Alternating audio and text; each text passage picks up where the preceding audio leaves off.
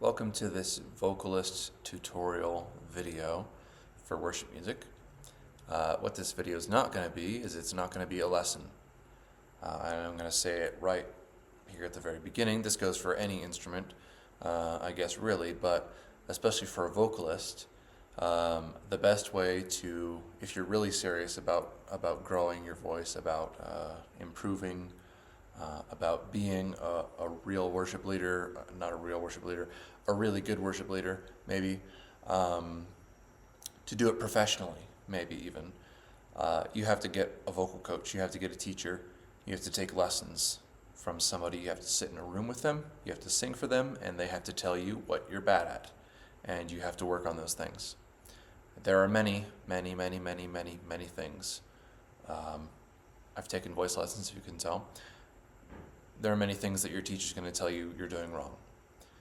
And that's good, because you need to improve those things that you're doing wrong. You need to improve your breathing, improve your support mechanism, improve your musculature, improve your posture, improve your rhythm, so on and so on and so on, and improve your vowels and consonants. Okay, so this video, I'm not going to tell you anything that you're doing wrong is the whole point. There are some things out there that you can look up just on YouTube for free to kind of get you started, to kind of prime you a little bit. And if you're not going to ever take lessons, then YouTube is still a great resource for you to learn to improve. But what do you need to do in that vein, I guess? Number one, you have to be able to practice daily, every day. Every day you have to sit or stand. You have to sing every day. You have to practice your instrument, your voice.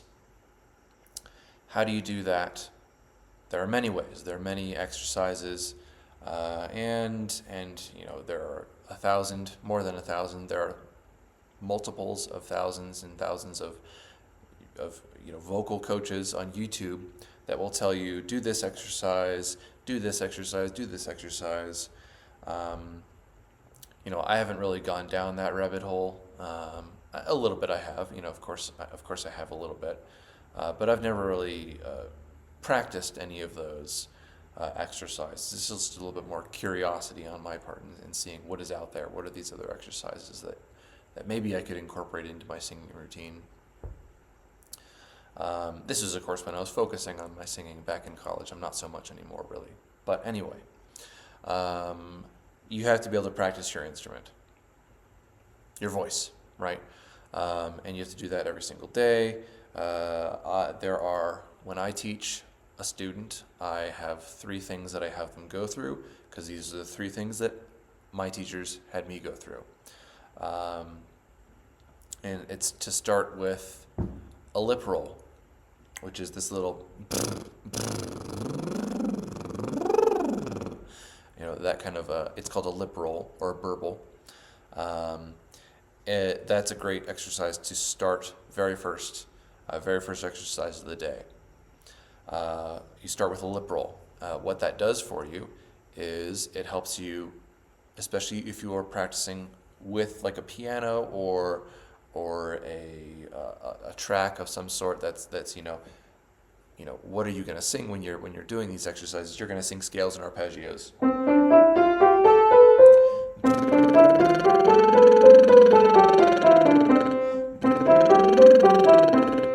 That's the kind of thing that you're going to be doing. That is practicing your instrument as a vocal student. It's helpful to have an instrument, a piano, a guitar, some kind of instrument that you can play yourself and sing along to. If you don't have that ability, if you don't have that instrument, then again, YouTube is a great place to go. Go search vocal warm-up piano scales or something to sing along to on YouTube. But there's your starting point. There's your first exercise of the day, is that lip roll. You can do it in a very wide range, and it's not straining on your vocal cords at all, because there's no pressure put on your vocal cords. All of the energy kind of happens in your lips through the lip roll. So you can go really high, and it can help you transition from chest and find your mixed voice a little bit all the way up into your falsetto and head voice. Great to start with. Next one, I like to go to just a humming exercise. And there are many consonants that you can use to hum, or get some sort of similar effect. You can hum with an m, or n, or you can even do something like zh, like a zh sound, zh, or v, like a v sound. All of these are great, and they have sort of the same effect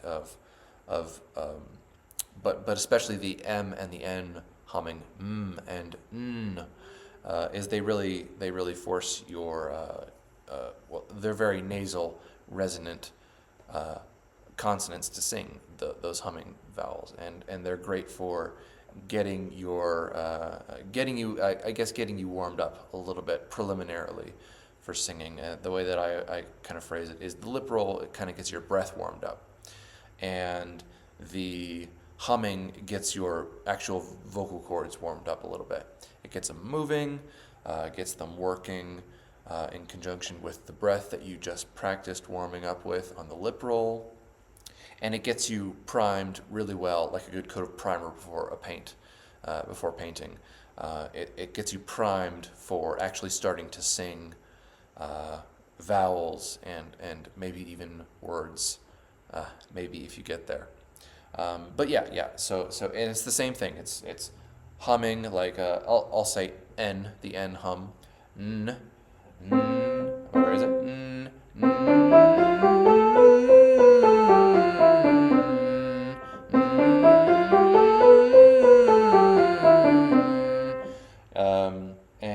and you'll notice that you have less of a range with the humming, because now the pressure is on your vocal cords. It's not in your lips anymore, and you have to be careful when you do this. You don't want to stretch too far in either direction. There are other ways to stretch your voice to grow it, but don't stretch too far. Keep the range smaller.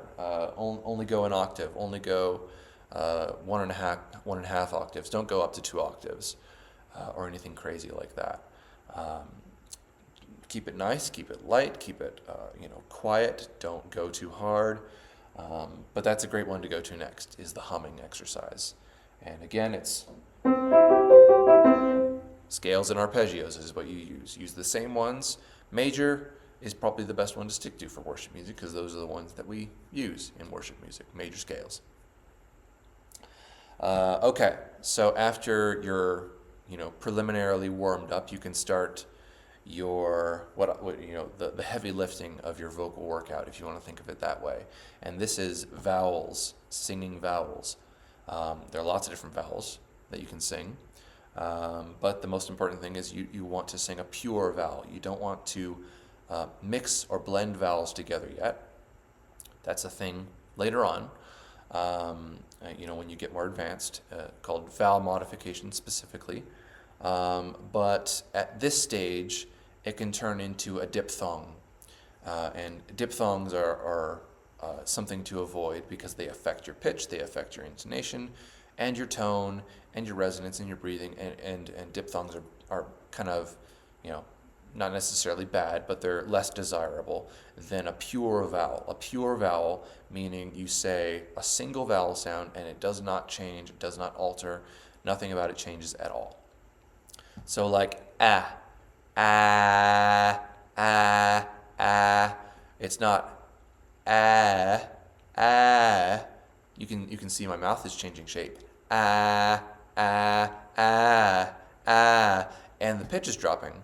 That's exactly what happens with diphthongs. It's something to avoid. So a pure vowel like ah, or eh, or I, or e, or o, or u, or any of those. I usually like to start with ah, with a nice bright, sharp ah, and you can lead it off with a la, la, la, la, la, la, la, la, la, la. So in an arpeggio, maybe something like this. Maybe I'll go down a little bit. La, la. So it's not la, la, la, la, la, la, la. It's just a long single note. as far as your vowels and consonants go. You're not breaking it up with a la every single time. It's la, and it's not la,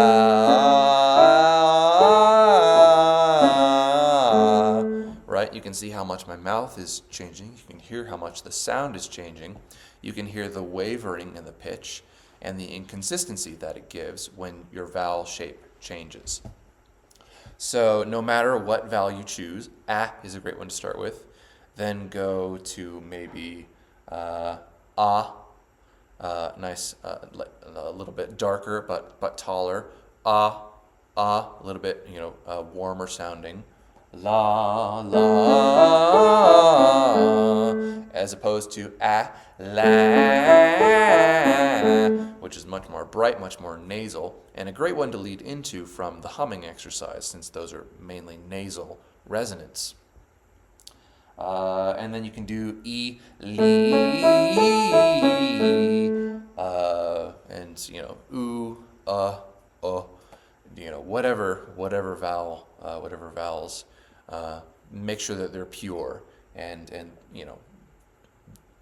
here's the thing with vowels, and something that I called a vowel modification is that the vowels, there's this video on YouTube about the frequency range, the frequency spectrum from 20,000 to 20 hertz, the audible spectrum for humans.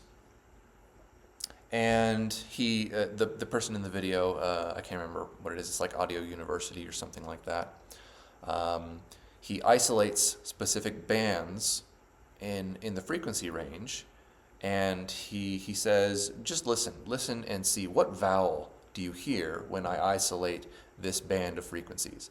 And it's very clear that a certain band of frequencies sounds like it's going E, even though it's white noise that he's playing. He's playing a white noise. And he isolates, a certain frequency band, and you hear E very clearly. You hear very clearly. You hear very clearly. Different vowels, vowels are affected by the frequency spectrum. It's affected by physics. So the range in which, and the keys in which your particular voice is able to sing a particular vowel will change. And that's where you start getting into blending vowels a little bit. And expanding your range is by using vowel modifications, and it's also great for when you're singing. You start to get out of the way of thinking that this word is spelled this way. This is how I speak it, so I'm going to sing it that way as well. And it's not the case for singing. Singing, sometimes we go a step further and we have a vowel substitution, which is where you completely change, like cross. Cross, Jesus on the cross, that kind of cross. In worship music, it's a word that we sing all the time. How many different ways can you say the word or sing the word cross? And for what reason would you do that? Well, the reason is because of tone and intonation and tune and range and all those things. The reason for substitution are those. But the ways in which you can substitute that cross, you can say cross. You can say crass. You can say, you probably would never do this, but Chris or Chris or Cress. I tried to make that a little bit more distinct than it was. Chris or Cress, or crass, cross, cruise. There are almost infinite vowels that you can substitute there. Only some of them will work, and the number one primary motivator will be, what's the vowel that's going to help me sing that word and stay in tune. Anyway, yeah. So again, coming back to the beginning of this video, this is not a lesson. This is just the things to be aware of. These are things that you can search for on the internet for free. You can seek these topics Search YouTube for, well, I'll start with a way to sing all of these exercises. Start with, and if you have an instrument, start with being able to play the instrument. I always recommend a singer learn the piano scales. I can play every single scale on the piano from singing and playing them every single day, and I learned them long before that too, but it helped me immensely.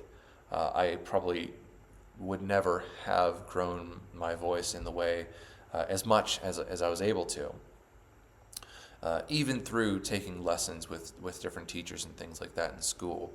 I never would have grown as much as I have without practicing every single day. I think I woke up at one point. I was waking up at 5:30 a.m. and I was going down to the music school, and because I was insecure and I didn't want anybody to hear me sing, and I would sit, and for an hour and a half, 2 hours, I would do my exercises, and I would sing every single day. Of course, it's a pretty big commitment to do that.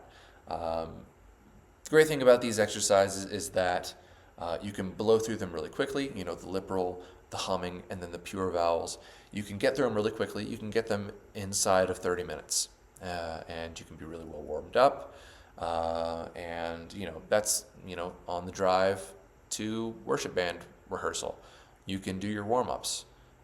Get a recording of a piano playing all of the arpeggios and scales, and hit play on the recording. Sit in the car, drive to rehearsal, and warm up on your way. I've done that many times. I've done that on the way to concerts. I've done that on the way to just small events, on the way to rehearsals. It's a great way to warm up, is using a recording. The point is it doesn't have to be a real instrument in front of you that you are playing. You can work on all these things really quickly, and you can get through all of them, and it can be really, really helpful.